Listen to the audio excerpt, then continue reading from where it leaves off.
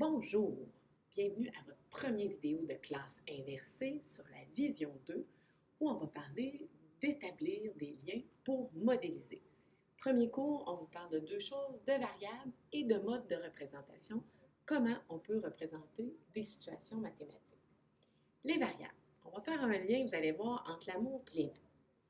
En amour, normalement, en 2014, il y a des exceptions, mais normalement, il y a quoi? Il y a un gars et une fille. Le gars, stéréotypons-le, on va dire qu'il est souvent quelqu'un d'assez indépendant.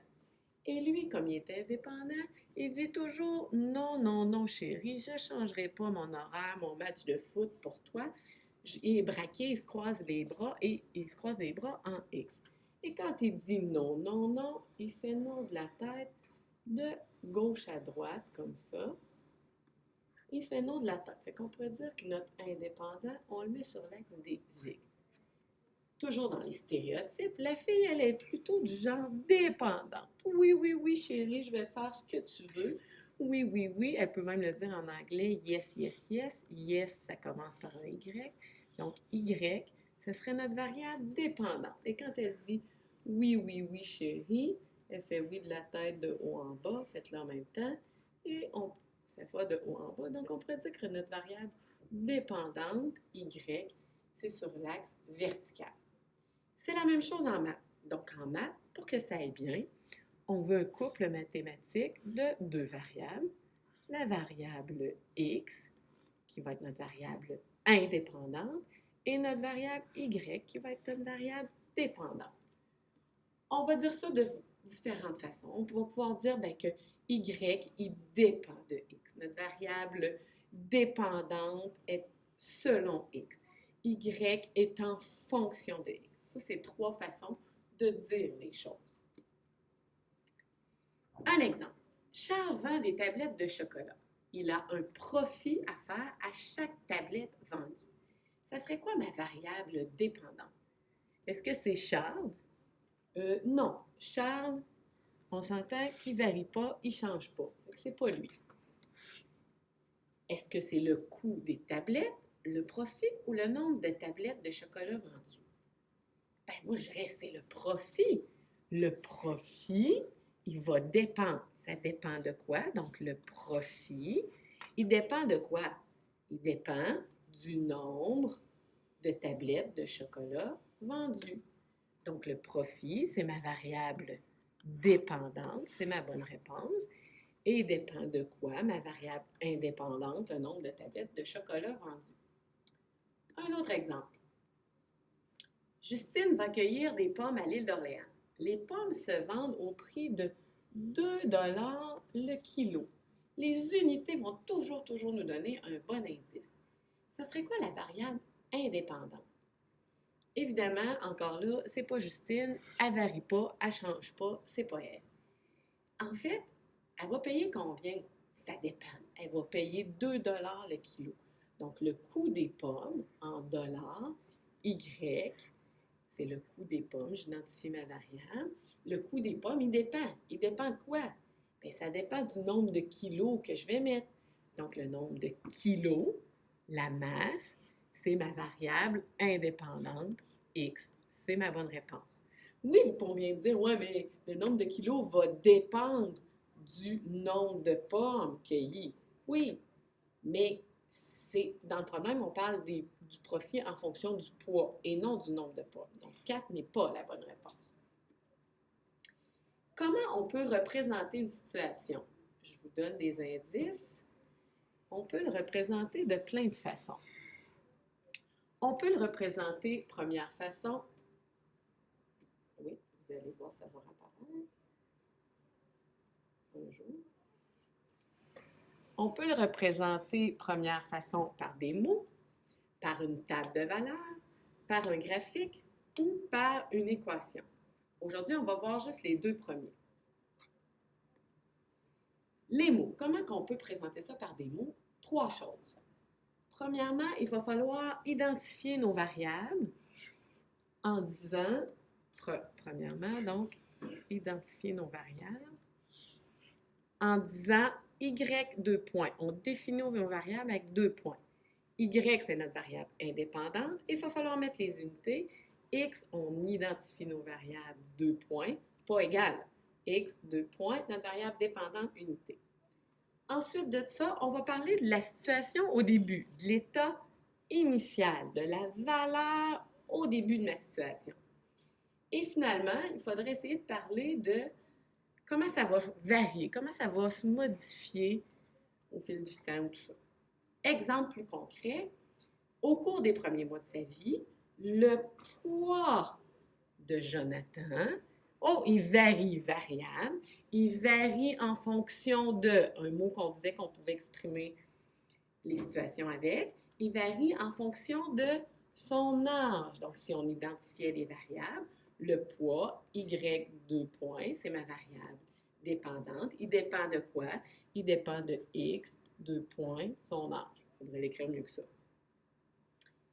Et nos unités, le poids, donc Y, 2 points, le poids serait en kilogrammes et X, 2 points, serait l'âge.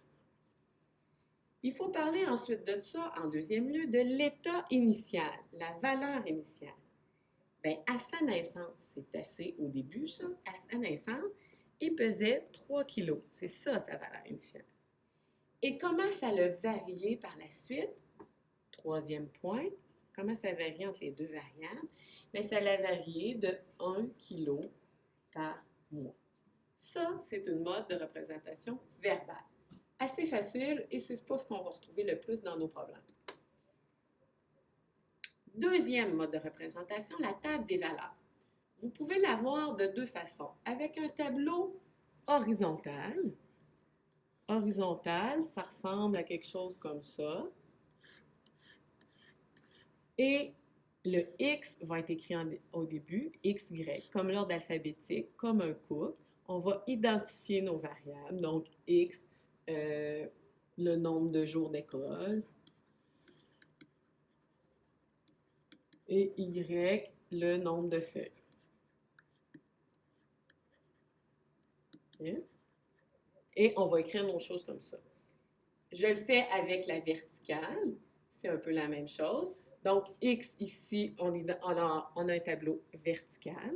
On lui donne un titre significatif. Ici, on parle de notre nombre de feuilles mobiles dans le paquet. Au début de l'année, je commence l'année, j'ai 200 feuilles mobiles dans mon paquet. Et on voit que plus les jours d'école augmentent, plus les jours augmentent ici, bien, je prends plein de notes, donc mon nombre de feuilles, il diminue. Donc, le titre, ça pourrait être mon paquet de feuilles mobiles. Mon paquet, on dirait que le crayon ne veut pas écrire, de mon paquet de feuilles mobiles. J'identifie mes variables, on l'a dit, X, ici, 2 points, c'est mon nombre de feuilles, et Y est toujours à droite. X, c'est mon nombre de jours d'école, et Y, c'est mon nombre de feuilles. Avec les unités de mesure, dans ce cas-ci, nombre de jours d'école, il n'y a pas d'unité, nombre de feuilles, il n'y a pas d'unité. Mais des exemples, ça pourrait être des kilogrammes, de l'argent, du temps en minutes, etc. Ça peut être des exemples d'unités. Idéalement, vous devriez écrire 5 couples, 5 éléments dans votre table de valeurs. 1, 2, 3, 4, 5. Et de préférence, on en met un pour le couple 0, au temps 0, la valeur initiale qu'on parlait tantôt. Et à la fin, idéalement, numéro 5, donc ça c'est fait, numéro 5, on devrait inscrire la règle. Donc ici, on voit que X, selon le nombre de jours, ben je perds 4 fois 4 pages par jour. Voilà pour ça. Alors, un exemple concret. J'ai une montgolfière qui s'élance dans le ciel. Elle monte à une vitesse constante de 30 km/h. Donc, qu'est-ce qu'on vient de dire? Ce qu'il faut écrire en premier, il faut écrire un titre significatif, le parcours d'une montgolfière. Deuxième point, il faut identifier nos variables. Comment on va faire pour les identifier? Souvent, les unités nous donnent des indices. Elle fait 30 km/h. Fait que le nombre de kilomètres qu'elle fait, le nombre de kilomètres qu'elle fait, Y, dépend du temps. Combien d'heures qu'on va y laisser. Donc, Y, c'est pas Y kilomètres. Ma variable, c'est Y 2 points. La distance parcourue par la montgolfière. Et là, je mets mes unités entre parenthèses, kilomètres. Et elle le fait à parcours quelle distance? Bien, ça dépend de quoi? Ça dépend du temps qu'elle a pris. X, 2 points le temps. Et on met nos unités en heure. Ensuite, on remplit notre tableau avec des coupes, des valeurs. Après 1 heure, bien, elle s'est élevée de 30 km. Après 2 heures, 60. Après 3 heures, 3 heures 90, 4 heures 120, 10 heures 300. Et finalement, on se rend compte que la règle, bien, X, selon le nombre d'heures, bien, la distance qu'elle parcourt, c'est 30 fois le X. Il reste une petite erreur dans ce tableau-là. Qu'est-ce qui manque? On vous a dit de toujours, idéalement, mettre la valeur 0. Autant 0 au début, 0,1. Comment qu'elle a fait de kilomètres? 0. Voilà, j'espère que vous avez apprécié votre première vidéo de classe inversée.